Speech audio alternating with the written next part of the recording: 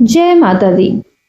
आज की वीडियो में आप जानेंगे संतोषी माता के व्रत में क्या कुछ खाना चाहिए, क्या कुछ नहीं खाना चाहिए। संतोषी माता को बहुत ही शांत और सौम्य स्वभाव की देवी माना जाता है। संतोषी माता बहुत जल्दी प्रसन्न होती हैं और सच्ची श्रद्धा से उनका व्रत करने से जातक की मनोकामना भी जरूर पूरी होती है। लेकिन उनके व्रत का पालन करते समय जातक को अपने भोजन पर विशेष ध्यान देना चाहिए। ऐसा माना जाता है कि संतोषी माता को खट्टे से बहुत नफरत है, इसीलिए इस दिन खट्टी वस्तुओं को खाना और छूना भी नहीं चाहिए।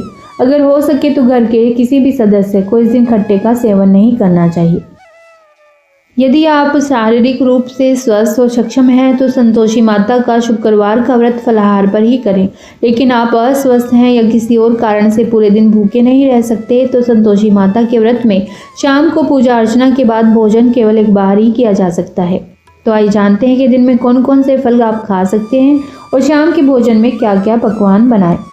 व्रत के दिन हमें भरपेट फल आदि नहीं खाने चाहिए, वरना व्रत करने का महत्व ही खत्म हो जाता है। दिन में थोड़ा थोड़ा फलाहार मखाने आदि लेते रहें, जिससे आपके शरीर को ऊर्जा भी मिलती रहे। दूध, चाय, कॉफ़ी। संतोषी माता के व्रत के दिन स्नान आदि करने के बाद आप दिन की शुरुआत चाय या कॉफ़ी आदि से कर सकते हैं। जो लोग चाय नहीं पीते वो दूध का सेवन भी कर सकते हैं। कॉफ़ी तो ना ही पिए वही ठीक है। और दिन के 9 या 10 बजे जब थोड़ी बहुत भूख महसूस होने लगे तो आप साबूदाने की खीर, मूंगफली, मखाने आदि ले सकते हैं। मखाना आप खा सकते हैं इसमें। और व्रत में दोपहर 12 से 2 बजे का समय फलाहार के लिए सबसे उत्तम माना जाता है। संतोषी माता के व्रत में खट्टे फल नहीं खाए जाते। संतोषी माता के व्रत में केला, चीकू, सेब, सीताफल आप खा सकते हैं। और शाम को 3-4 बजे आप चाय पी सकते हैं। गुड़ और चना आदि खा सकते हैं।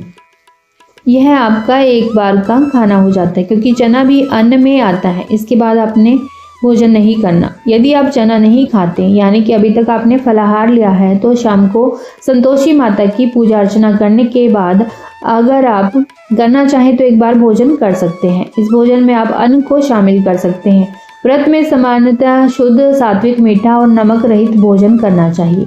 मीठा भोजन में आता है संतोषी माता के व्रत में शाम को जब आप भोजन करने बैठे तो उसमें आप सूजी का हलवा, खीर, पूरी आदि बनाकर खा सकते हैं। यह आपका मीठा भोजन हो गया। और शाम के भोजन में जब आप अन्न ग्रहण करते हैं तो उसमें रोटी और सब्जी खा सकते हैं। सब्जी में बस इतना ध्यान रखें कि टमाटर, लहसुन और प्याज आदि का प्रयोग ना करें। यह आपका नमक वाला भोजन हो गया। और कोई भी व्रत हो, आपको सेंधा नमक ही इस्तेमाल करना चाहिए। शुक्रवार के संतोषी माता के व्रत के भोजन में सबसे ज़्यादा ध्यान इस बात का रखें कि व्रत के दौरान खट्टे का सेवन किसी भी रूप में नहीं करें। संतोषी माता के व्रत में दही, छाछ, लस्सी आदि का सेवन बिल्कुल ना करें, वरना आपका व्रत टूट जाएगा। और इस दिन खट्टे फल बिल्कुल ना खाएं। खट्टे फल कौन से होते हैं, इस बात का आपको कन्फ्यूज़न भी रहता होगा, इसलिए साधारण नियम यही बनाएं कि जिन फलों को खाने से आपकी जीभ पर खट्टेपन का अनुभव हो, बस वो फल ना खाएं। जैसे संतरा, मौसमी, किन्नू, नींबू, अंगूर, अनानास, जामुन, स्ट्रॉबेरी, कीवी, ये खाने नहीं है। और संतोषी माता के व्रत में अचार भी नहीं खाया जाता, क्योंकि अचार खट्टा होता है और उसमें खट्टे केमिकल भी होते हैं। और इस व्रत में लहसुन और प्याज का भी सेवन नहीं किया जाता। शाम को जब आप भोजन बनाएं उसमें जीरे का तड़का लगा लें।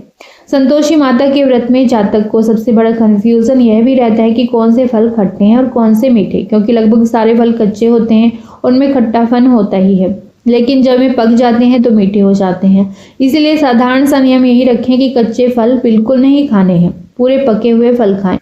माता के व्रत में कोई भी खट्टा फल खाया नहीं जाता, लेकिन इसमें आप ऐसे फल खा सकते हैं जिनमें बिल्कुल भी खटाई ना हो। संतोषी माता के व्रत में केला, चीकू, सेब, सीताफल आप खा सकते हैं। और आपको इस बात का भी ध्यान रखना है कि संतोषी माता के व्रत में आपको टमाटर नहीं खाना चाहिए। ध्यान रखें कि इस दिन सब्जी में भी टमाटर नहीं डालने हैं। संतोषी माता के व्रत में खट्टी चीज़ों से आप जितना बचाव करें उतना ही अच्छा है। हाँ, संतोषी माता के व्रत में आप पपीता खा सकते हैं, क्योंकि व्रत में वो फल ही खाने चाहिए जो खट्टे नहीं होते। पपीता खट्टा नहीं होता। और इसमें आप अमरूद भी खा सकते हैं, तरबूज भी खा सकते हैं, सेब भी खा सकते हैं। और यदि आप स्वस्थ हैं और बिना नमक के रह सकते हैं तो किसी भी व्रत में नमक खाने से बचना चाहिए। कहते हैं कि अगर आप मीठे का व्रत रखते हैं, अगर आपका स्वास्थ्य इसकी परमिशन देता है कि आप मीठा व्रत रखें, तो उस व्रत का पूर्ण फल आपको मिलता है। अगर ज़्यादा ज़रूरत महसूस हो तो आप सेंधे नमक का इस्तेमाल कर लें।